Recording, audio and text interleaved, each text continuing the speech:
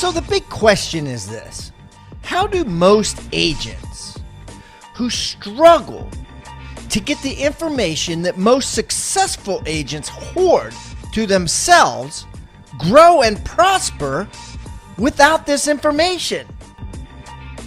That's the big question, and this video cast is the answer. Welcome to Real Estate Rockstars. I'm your host, Pat Hyben.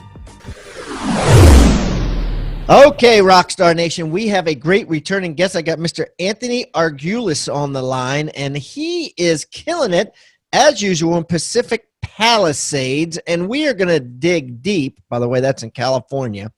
You may remember him from episode 428, which was very heavily trafficked. We got a lot of downloads from that, just from people passing around social media because of the unique way that Anthony, donates 10% of all the commissions he makes to charities, and the differences that he's making in his community, bringing up,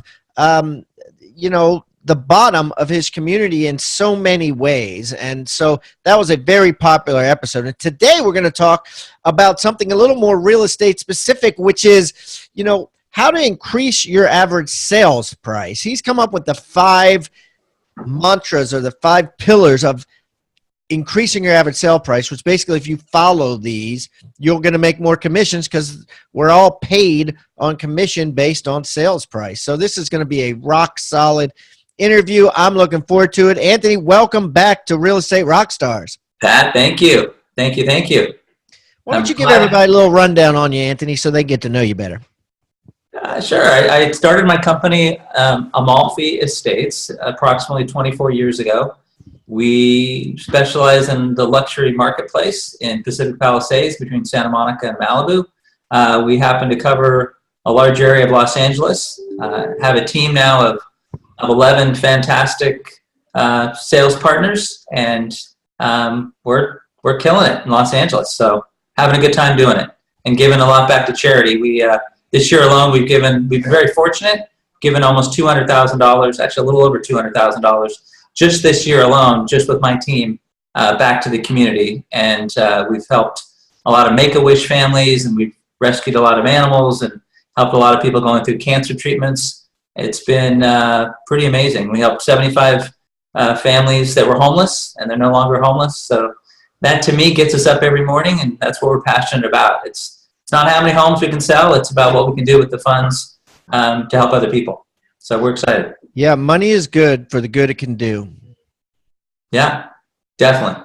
That's awesome. So just to get to some nitty gritty, so people know, you and your 11 agents, what was what we call the ECI, ego commission income? What was the total gross income there? I base it on dollar volume rather than talking about how much money we make. But this year, 2017, we closed $153 million in sales. Wow. Okay, beautiful. Yeah. Beautiful. Okay, so let's talk about sales price, right? So let's just get right down to it, right? You got 5 things on how to increase your average sale price. What's the first one? Yeah, the first one, a lot of it, people get a little intimidated when they want to increase their average sales price, maybe breaking into a new marketplace they may not be familiar with. Maybe there's a little bit of nervousness that they may not be as knowledgeable about that area. Some basic rules that we've done, I know a lot of your listeners have teams or they're thinking about growing teams. And what we've been able to do on our team, in addition to growing it, is how we classify our team members. So a lot of the teams will call them buyer's agents. I really think if you're going to increase your average sales price, Pat, the best thing that people need to do is how they introduce their team members. And so what we have is sales partners, and they're not just sales partners in name only. It's really about how their responsibilities are, and when you're introducing them to a higher end client, is a higher end client going to want to work with a buyer's agent? Or are they going to want to work with your sales partner? So I think it's really important, every single thing that you do, analyzing it to work with a higher end clientele, whether it's higher end listings or it may be higher end buyers, just to break into that market. It's actually less work working with a higher end property. So defining luxury in your marketplace. It may be working with $300,000 homes. It may be working with $500,000 homes. It may be working with $1 million homes or even higher. And just defining that. I think sales partners is a big part of that. Okay, so specifically, so defining, what you want to target and making everybody a partner in crime, so that they're an extension of you. Yeah, a partner in business, so that they're an extension of you. Yeah, the key is a sales partner gives them the credibility, and they're trained as such that if the main team leader is not available, right, they don't. Which higher end people want. They're going to want Anthony. They always want. That's how it is. But it's kind of like a lawyer, right? If someone comes to say, "I'm a partner in the firm," okay, he's an equal. Yeah, exactly right. And I still oversee all the contracts and all the negotiating, but I think just I notice probably a majority of teams call their agents buyers agents, and I think it does a disservice. It's really bad if you think about it, really, because it does no good to anybody but the lead agent. It gives them kind of an ego boost. It could give them an ego boost. But I like what you have to say, because even doctors, right? They're like, I'm a partner in the practice. Dr. Goldman's out today, but I'm a partner in the practice. You're like, all right, that's cool. But if they're like, I'm the registered nurse, or whatever a buyer agent would be in a doctor's, I'm a doctor in training, or some sort of lower end doctor. I'm a first year doctor. And you're like, what happened to Goldman? I thought I set an appointment with him, Exactly. So the sales partners, it helps a lot. And if you have younger team members, giving them a title. Real estate's notorious for coming up with fancy titles to elevate a lot of their agents, and senior marketing associate, and luxury specialist, and all the other funny fancy names that they give them. So we found that the sales partner definitely helps. Another thing, Pat, that we do with our systems, and I don't know of another team that does it this way. I know you talk to a lot of teams, so I'll be curious to get your feedback. But the way we have our leads set up, and the way we kept going back to our core values, which is what is in the client's best interest. And what we realized, a lot of times we go to open houses and there'd be a brand new agent sitting in an open house. Every week it'd be a different agent. And we kept thinking that wasn't in our client's best interest when we're representing the seller. So what we decided to do is we have a sales partner dedicated to each one of our listings. And when we go and get the listing, when we're doing the listing interview, we introduce the sales partner that's dedicated to that listing. That sales partner will be doing all the showings of that property. There'll be all the open houses. They'll be the ones sitting at that property. There'll be consistency. They'll be the ones intimately an expert on that property. If any leads come in, whether it's an open house lead or an internet lead, that sales partner gets every lead that goes to that property, because who's better to answer questions about the property than the person who's dedicated to that property? And what we found working that system, it's really been very, very beneficial for our clients as well as our sales partners. No, you know what? And that's how it was, right? 20, 30 years ago. And then as teams began to grow, people said, oh, well, you really don't need, the agent, which was really a benefit to the team and not necessarily a benefit to the buyer or seller, right? Because we all know that if there's one agent assigned to it and one agent only, and you call about that house, they're going to be able to ramble on for hours about that house. Whereas if it's not, that assigned agent, and they're reading it for an MLS, they're just going to be translating, onesie twosie answers. Oh yes, let me see. It has 4 fireplaces. Yeah. It says it's a 4-car garage, instead of, oh my God, you should see the fireplaces, right? There's one that's stone. There's one that's, brick. There's one that's coal burning, blah, blah, blah. And then, oh yeah, the 4-car garage. He collects cars, so it actually fits 5. He has 3 that he really doesn't move around much, and then they just move in and out of 2. But you could say 5, but I decided to say 4. You know, it is better for the buyer, and it is better for the seller. You're exactly right. Got away from it. And at open houses, when they walk into an open house, and the following weekend, the same buyer will walk in that open house, there's familiarity with the buyer, and they feel more comfortable with the same person. It's really been a win-win, and we've found it to be very, very successful. I want you to think about the word toolbox. What is a toolbox? A toolbox is a box full of tools that you use to build something great. At Real Estate Rockstars, we've created our own free toolbox. So everybody that comes on the show as a guest brings a tool with them, and we plow them all into this toolbox, and we give it away for our viewing audience to basically use as they wish. Everything we put in there is an actionable item that can be downloaded, can be printed, can be used immediately. And we got things like scripts and dialogues, checklists for teams, checklists to keep agents accountable, referral forms that are filled out at settlement to get referrals by your buyers and sellers. Everything you could think of that you could use on a regular basis about real estate is included in this toolbox. And it's helping agents worldwide sell more houses and make their jobs a lot easier and processes much more efficient. And the thing is, it's absolutely free. All you got to do is go to hibandigital.com/toolbox or text the word toolbox to 444-999. That's toolbox 444-999. Do it now. It says there's nothing worse than having somebody, I don't know, but I'll check. I don't know, but I mean, that's great that they're going to check, but at the end of the day, when you go to buy a car, and this has happened to me, and you go to buy a car and someone's like, I don't know, but I'll check. I don't know, but I'll check. Or someone else that's like giving you the answer. Boom, boom, boom, boom. Yeah, definitely. Oh, yeah, and this. I mean, they're just much better salesperson. It's just better experience for me. Yeah, 100%. So we found that to be very successful. That's awesome. Okay, so what's number 3? So another one we do for a lot of our buyers, inventory levels are low throughout the whole spectrum, throughout the whole United States. That you probably see it even more so, but most of the areas across the country, inventory levels are low. So we put our thinking caps on and we said, what can we do differently to get our average sales price up and create more inventory?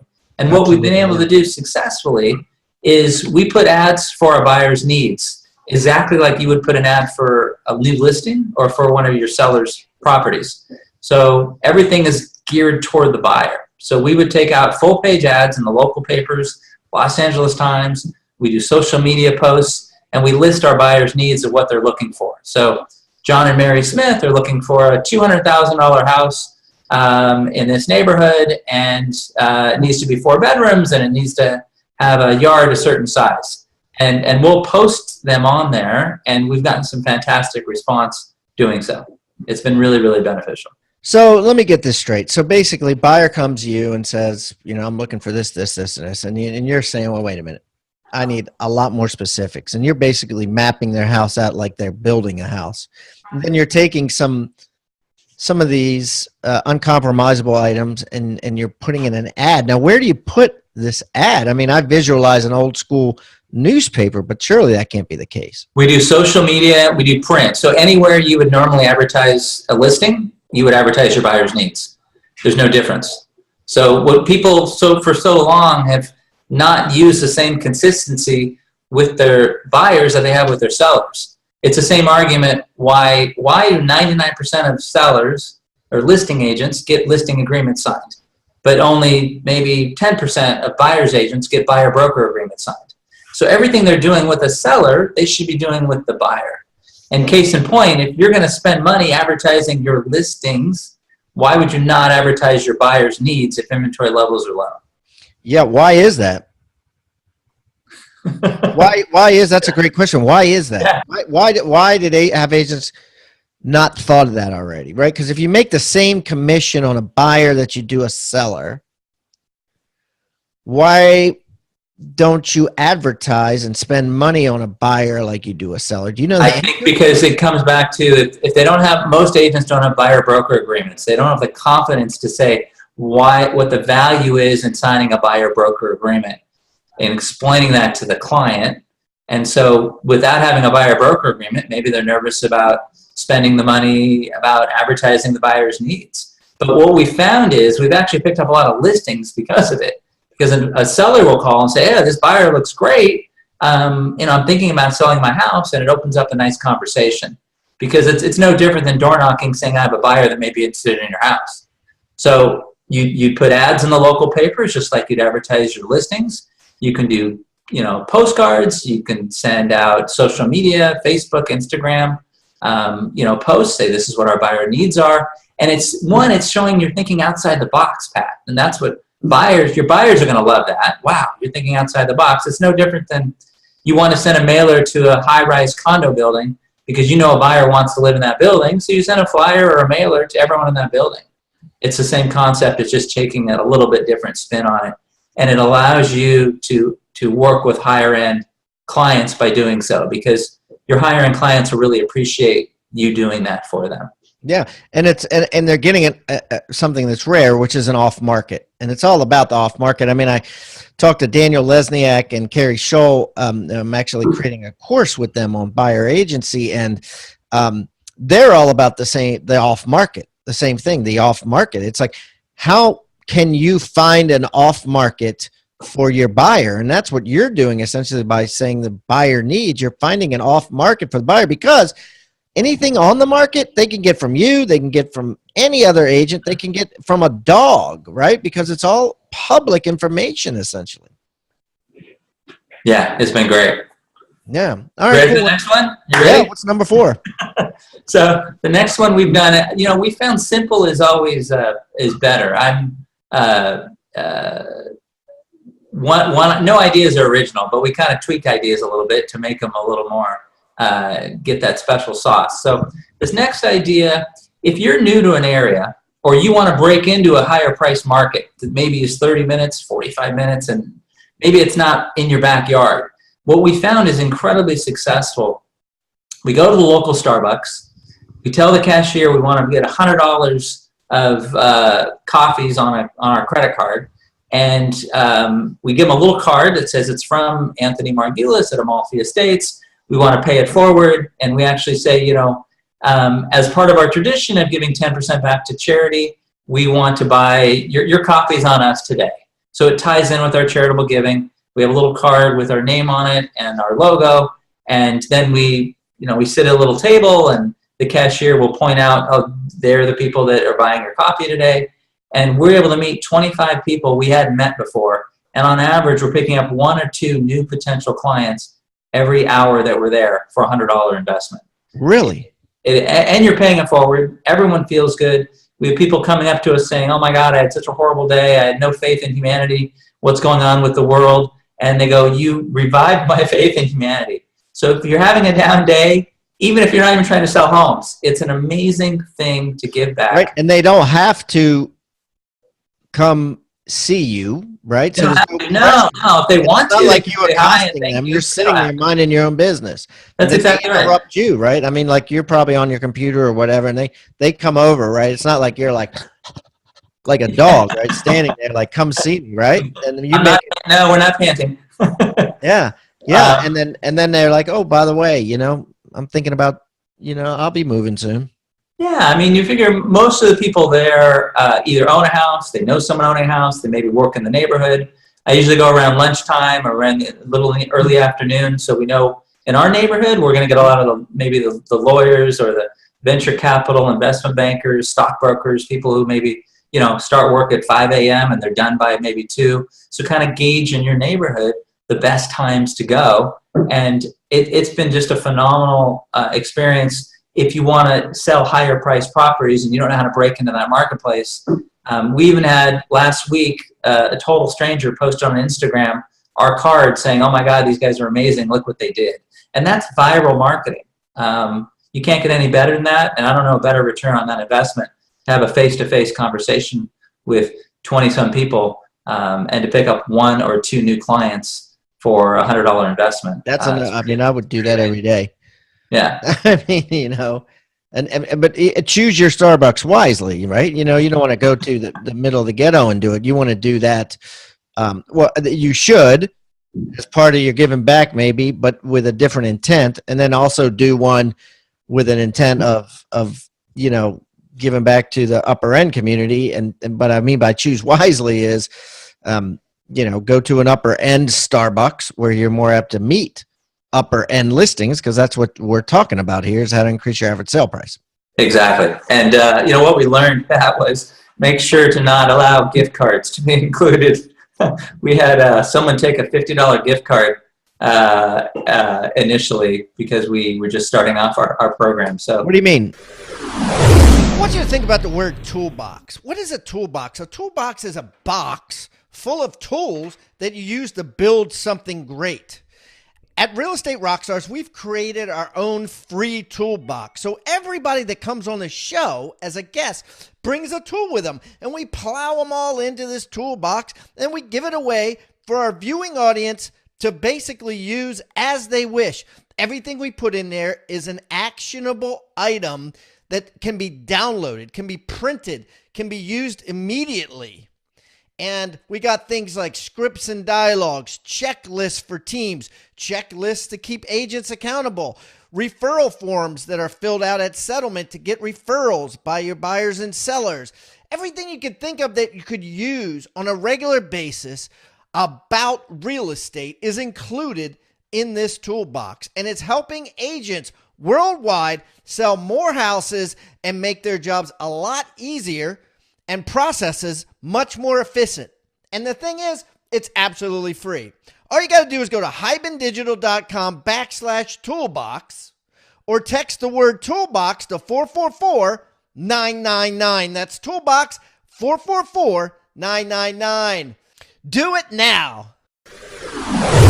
Well, they come up to Starbucks to get a coffee and they're like, well, I was going to buy a gift card and we didn't have a system in place. So the cashier put a $50 gift card on my credit card for this person. So right now we only will buy their coffees and not buy. So you sat there and you're like, wait a minute, I spent $200 in 5 minutes, and they're like, oh, yeah. And what we do is we have the app so we can see how much each person's charging. It was really, the kids are the best because the kids come in. These 2 8-year-old boys came in. They were so excited. They came and thanked us. 5 minutes later, they brought 2 girls with them, and and we were paying for their date. So, yeah, that's beautiful, though. It's all good, and those are the kind of things about giving back and also increasing your average sales price at the same time. So it's a win-win. And like I said, no matter where you are in the country, if you want to increase your average sales price, just go to a more affluent area and start that, and it's pretty great. So that's beautiful. I love that. And I think everybody should do it. I mean, I want to go out and do it, and I'm not really in the business anymore, but I want to just go out and do it just because it'd be fun. You know what I mean? Like, it is the best picker-upper and the best feeling, and having people that are just frowning in line or not really much facial expression, and then to see their facial, oh my God, someone's buying my coffee. That is so nice. And a lot of times they'll even say they'll pay it forward. They'll pass it to the person behind them. I want to buy your coffee. And you're spreading goodwill, and they're going to tell their friends and their family, for a little $5 cup of coffee, you just made someone's day. So it's great. That's awesome. Okay, cool. Well, what's the final and fifth way to increase your average sale price? If you got more, we'll take them. I didn't do well in math, I guess. Good. I split a couple. One thing that we've done really, people don't take advantage of enough is your competition is not your competition. And what I mean by that is, what we've been able to do very successfully is, we have the #1 agent in my marketplace who's the #1 for 25 years. And a lot of times, you're in competition with your #1, whoever it may be in your marketplace. And so I called him up and I said, hey, I want to talk to you about and share marketing ideas. And he thought, well, why would you do that? I said, well, because it's the plentiful mentality. There's enough business to go around. And it's not the scarcity mentality. And so I brought him and his whole team into my office. I shared with them my listing presentation, every single marketing idea that I had, and I shared it with him. And he was like blown away. And in return, he shared a lot of ideas with us that were very, very helpful. And I think if more people, it sounds outside the box and it sounds a little crazy and it sounds like, well, I wouldn't, initially, but the return on the investment is so significant. We're collaborating together. If he goes on a listing appointment, doesn't get it, he's going to probably refer to me. He's done that, and vice versa. So I think there's some huge advantages, and with that. And before I go on to the next second part of that, if you have questions about it. No, that's, I always believe in an abundance mindset versus a scarcity mindset. You know what I mean? And that's one of the things I learned from the podcasting world and the digital marketing world. I had people come and, calling me. Other people have shows like this, like Toby Salgado at Super Agents Live and some of these other ones like, Pat, come on my show. And I'm like, aren't you worried? And they're like, no, this is how we do it in the podcasting world. Everybody comes on each other's shows, and I've probably been on 50 shows of other people's that I could potentially compete with. And then I have them on my shows, and I'm not really worried about it because I'm in an abundance mentality. You know what I mean? I'm like, hey, that's better for the industry. What's good for you is good for me. Yeah, you're exactly right. And, I think there's so much good that can happen to it. Tied in with that, your competition is not your competition is I started a networking group of the top agent or the founder of each major real estate firm in Los Angeles. And I started it about 5 years ago. And we basically trade best practices. And the great thing about it is we've gotten a lot of referral business because of that. So people don't realize how many agents you could be networking with. So whatever your geographical area, just start networking with a lot of other agents in other areas that you can trade business with.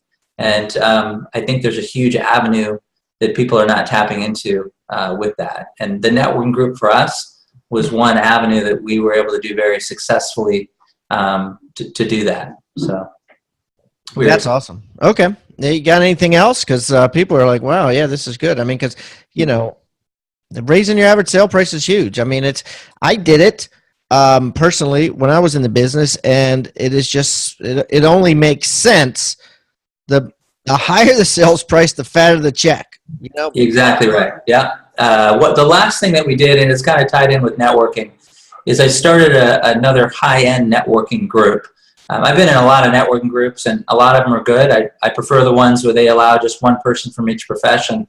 But if you really want to increase your average sales price, I started a group, and mainly financial service-related people. So we're talking about a financial planner, accountant, maybe a divorce attorney, estate planning attorney, someone, an asset manager. So people that are very, very high end. And what we did is we limited the income. So if you really want to do high end, type average transaction, increase it. Instead of going to a networking group where maybe the average income is $50,000 or $100,000, you put people together that are associating, that are making $200,000, $300,000, $400,000, $500,000 a year, and the type of people they're going to connect with is going to be a lot higher price range. So it's really important to get quality people, good at what they do, but also that their income stream is high enough that they're going to associate with the people that you want to associate with. Yeah, so it's all about being smart. I love it. Well, listen, Anthony, this has been great. I'm going to put everything Anthony talked about today, as well as all his contact information, on hibandigital.com/Anthony Marguleas or Galis. Marguleas. It's a hard one. Marguleas. Marguleas, and I'm going to spell this, guys. Marguleas. Marguleas 2, the number 2, since he was on once before. If you missed that, go to 428. We talk a lot about giving back to charities and that sort of thing. Anthony, talk to us about the free gift that you're going to bring. Everybody that comes on a show brings a gift with them for the Rockstar Nation. It has to be a PDF or something that they could download and put on their wall or print out and what have you. So what are you bringing today? Yeah, we're bringing it to a pre-listing packet. We updated it and made it really cool, and it has a lot of great information for what we found is meeting with our sellers prior to getting a listing on the market.